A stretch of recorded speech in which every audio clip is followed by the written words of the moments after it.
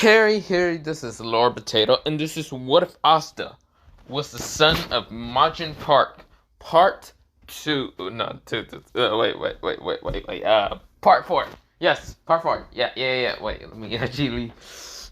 Yeah, Part 4. Don't know why I said Part 2. I'm an idiot. But not the point. Why? Probably is the point. But not the point. Let me go into this What If and let me shut the fuck up. No recaps because it hasn't been 1 month. Because when I uploaded this was the August the 11th. But yeah. But I am going to have to do some recaps on some What Ifs that I only did for Part 1 or Part 2 or anything like that. What I'm talking about Part 1 of What If Asta was the Dragon Prince, I think so, or Dragon God. I forgot what I called it. I think I was Dragon God. And Part 2 for What If Asta was was basically the son of Pendragon. But yeah. I thought I did a Part 2 for it. Well, I didn't. Whatever. Let me shut up and let me begin into this What If, and yeah. So, we begin into Asta in the dungeon. Right now, next to Noelle and Chunko. Of course, Luck did disappear and went off somewhere. But this is where, they are kind of just, right now, discovering the, just dungeon. Of course, just walking around, finding chests that has organs, and blah, blah, blah. Of course, this is where Asta isn't disgusted from the organs. He just doesn't seem to care that much, but yeah. Of course, this is where, they're following Asta, even though Asta can barely lead the way, because he sends no magic. You see here, Asta, even though he had the grimoire, that seems to be completely different from anything, he has zero magic. So yeah, that's the same thing. He still has zero magic because he's not entirely from this Gotham world exactly. He's from a different world entirely, but yeah. But not the point. So of course this is where they are kind of walking around, and of course this is where they are kind of just like walking around until they find Lux's location. And of course Lux is kind of right now trapped. This is where Asta appears saying, "Yo, you look like you need help." This is where Lux says, "Yeah," and where he says, "I don't need your help." This is where Asta punches him in the head, saying, "Shut up." This is where Asta appears right next to the guy who uses smoke. And this is where Asta just fucking kicks him right in the face. Like, kicking him away. This is where the guy was shocked to even kind of see, Asta's speed. This is where he started creating so much smoke around him, saying, "You will never be able to get me, haha." This is where Asta, he kicked once the air. He kind of, before kicking the air once, he says, borrow power, Hercules. This is where, he kind of borrowed the power of Hercules. And this is where, Asta, what he did is just clap his hands really loud, or not really loud, really hard together, like put his hands together like a clap and all that. And this is where a shockwave appears, kind of blowing a smoke away. Everything away from each other, mostly from what's called Noelle, Junko, and Luck. This is where, the smoke dude was shocked, and this is where Asta appears right now, uppercutting this shit, even still having Hercules power. This is where this guy's knocked the fuck out, but yeah. This is where, Asta says, let's keep going then. This is where, they get to the dungeon door, mostly where, Mimosa and, what's it called? What's it called? Wait. Where mostly Mimosa was hurt, and so of course she's trying to be healing herself. And of course, this is where, also, I forgot to mention, Klaus, this is where, I keep saying this is where, okay. So Noelle shows up, of course, with the others like Luck and what's it called, Junko and Asta. This is where Asta has a sword. Now I should mention how the sword looks like. This is the blade of Taka, whatever you like to say. But yes, Asta kind of has this and is able to actually hold it pretty easily. Even though he doesn't have like the power of the Jaden Emperor, either the eye or the physical body, Asta can still hold it, being able to.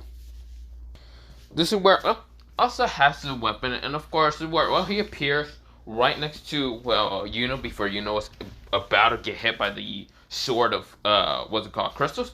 And this is where Asta just cuts it once and obliterates the sword in an instant. This is where Asta says, "Hey, you seem to be really fucking weak right now." you seem tired. You wanna go to sleep? This is where Yuno says, anywhere near you? Fuck no. This is where, well, we go into a flashback of why Yuno doesn't want to go to sleep anywhere near Asta. Every time Yuno tries to take a nap, Asta kind of like troll him. Like when Yuno wakes up, he is trolled the fuck out of his mind. But yeah,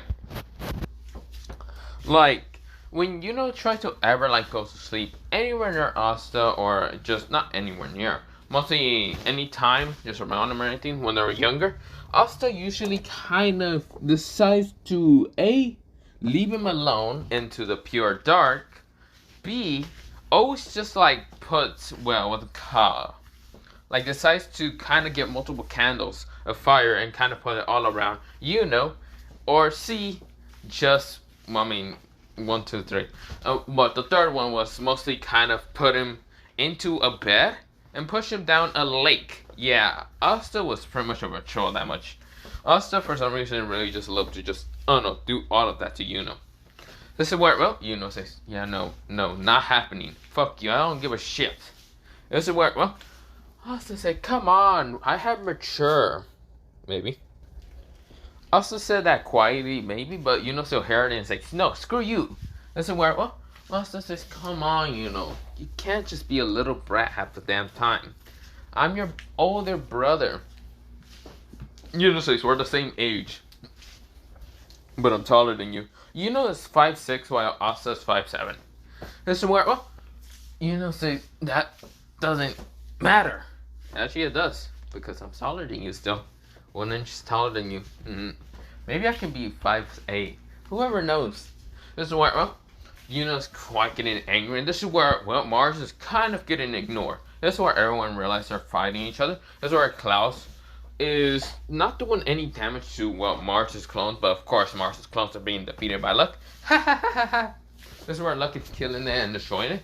This is where, well, Junko is trying to see what she can do with Mimosa. Mostly because she doesn't have defense magic ability. Or even attack. Well, I mean, she does have attack magic ability, but this is where, well, Mars says, die, you too. This is where he sends multiple attacks at, well, both Yuno and Asta. Asta jumps away. Like, he jumps away with the speed of, well, his legs. He's moving pretty damn fast. This is where Yuno is right now flying with the wind arc and sending wind attacks at, well, Mars. This is where Mars is trying to use, well, crystal style to make a wall and block the wind attacks, and also try to block Asta because he's coming towards him. But this is where Asta rips through, and this is the wind attacks gets blocked. But this is where Mars realizes that Asta is dangerous. This is where Mars tries to use a crystal sword. Well, 2 crystal swords to smash into Asta. Asta cuts it down with the sword. And this is where Asta, he appears next to, what, Mars. And Mars was confused because he's at the side of him. And so where, well, Asta says, screw off. This is where, well, he says, he says, cutting blade, 3,000 cuts. This is where Asta swings it once, and this is where he appears right next to the other side of, well, Mars. This is where Mars says, what do you mean? This is where, well, Mars falls down to the ground, and yeah. This is where, well, he's all cut up and all that. Well, not really cut up, he just has multiple cuts all around. This is where Asta says, pathetic. Well, what should we do with him? Capture him probably. Or should we kill him? Asta says, I think we should kill him. Yeah, I think we should do that. This is where Klaus says, hey, move out of the fuck away. We gotta capture him. Whatever. This is where when they get to the door, this is where, Luck says that this is made of magic door, so we're gonna have to somehow break through it. This is where Asta says, God, I know what to do. This is where Asta, he puts a sword, the katana mostly on top of him, and just slices down. And this is where the whole thing just gets cut. This is where Asta gets in, and this is where he sees multiple, like so much gold. This is where everyone is kind of in there and kind of getting all the gold. They're like, whoa, there's so much gold. We're not getting all the gold. Mostly Mimosa, Junko, and, well, Noir are looking around. This is where, well, Klaus is saying, I see. So this will be good for what's it called? Well, a good finding for the Clover Kingdom. This is where, well, Yuno is right now just looking at a scroll. And, of course, this is where Asta, he kind of noticed something. His book is kind of glowing. It looks like, well, you see here, Asta doesn't have Nero. Nero tried to always land on Asta's head, but Asta always tried to hit it away. So, of course, when Asta noticed one thing, his book is kind of glowing. And it's kind of like telling him to go to a specific place. When Asta gets to this specific place, it looks to be a mirror and something behind it. Asta smashes his hand into it once, and of course sees, well, the demon dweller. This is where Asta grabs it, and of course the demon dweller does just kind of become a different color. It become now a shiny type of blade. Instead of just like when what's it called, Lich, or even what's it called, Levy kind of transforming into different colors or anything like that. It decides to just change after Asta kind of uses his cross powers on it. It became a shinier color. And of course, before it turned into a shinier color, the blade mostly does still become a shinier color. What's it called? You know how that crossing or whatever, where you can add like magic powers into it, like original cannon, it became blue, whatever, that one part. Yeah, instead of that, it becomes a yellowish, reddish color because of the yin yang that Asta is accidentally putting in it. This is where, Asta doesn't really need it right now, so of course he puts it into the book because the book actually absorbs it. But one thing, just notice one thing. Even though Asta was doing it, something happened in the book. Well, the grimoire. The grimoire seems to transform it into an anti-magic blade. Yes, you see here, the grimoire actually absorbed another grimoire, and that is Libby. So of course, Libby is also in the book of the grimoire. So yeah, is it really Libby kind of talking through it, or is it Morty? Well, not Morty. Mujin Park kind of talking through it to talk to Asta? Well, you need to find out later on. But yeah. But of course, Asta was confused with the anti-magic, but he didn't care. He kind of went outside and of course saw the whole chaos between Mars and everyone else. This is where Asta says, oh my gosh, this guy's annoying. Yang. This is where, a Yang, the Yang symbol appeared right into Mars, and Mars was right now coughing up blood because it was at the side of him. This is where a good chunk of the crystal was just gone. This is where he is actually falling down. He fully got knocked the hell out. Asta appeared kind of like, first, he sees all that gold, and this is where, Asta is looking at Armba. He's like, gold. That's where, he looks at the grimoire, and the grimoire actually decides to write up, saying something that pocket dimension style. This is where, Asta kind of uses the cross that he has, because the cross does give him power a little bit and all that. And this is where Asta makes a dimension. This is where Asta kind of starts putting a bunch of gold in it, just starts throwing it all in there. It's the same dimension where he kind of puts a sword, but yeah. This is where, he usually just puts gold, all of it. He just starts kind of putting it all in there. This is where, Mars is kind of there left to die, but of course, this is where, he's kind of grabbed by the others, and yeah, and of course, the dungeon is kind of still falling, but yeah, Asta was still putting so much gold, and yeah. This is where, before they were all crushed, Asta says yin yang together. This is where he puts both of the hands together, and of course, this is where a giant cross appears, right now cutting all the way up. This is where, Asta says, Yuno makes a, wind arc appearing. This is where they are all put on it. But of course, Asta is right now draining the last bit of gold into this dimension. And kind of just jumping, mostly not jumping, flying with his own wings. Kind of appearing outside. This is where, Asta says, good, we're out of there, right? This is where, Yuno says, yeah. Also, Asta, where do you think all that gold went? Into a black hole. Okay. Wait, what? Let's just start walking away. This is where Yuno says, hey. What the fuck do you mean black hole? Like I said, I accidentally used something that was called black hole, and all that gold is somewhere. I don't actually know where they're at. Asta's lying through his teeth because you see here, he needs that gold.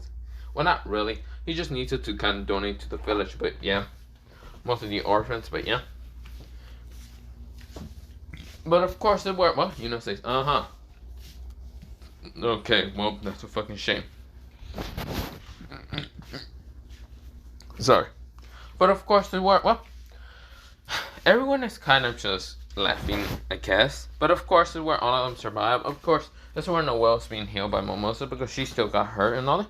This is where Asta appeared right next to Mimosa and sees, well, was kind of, well, state and all that. And this is where Asta says, all healing, heavenly heal. This is where he basically heals Mimosa. And this is where, not Mimosa, Noelle. Noelle says, thank you, Asta. Of course, this is where, well, Asta says, yeah, you're welcome.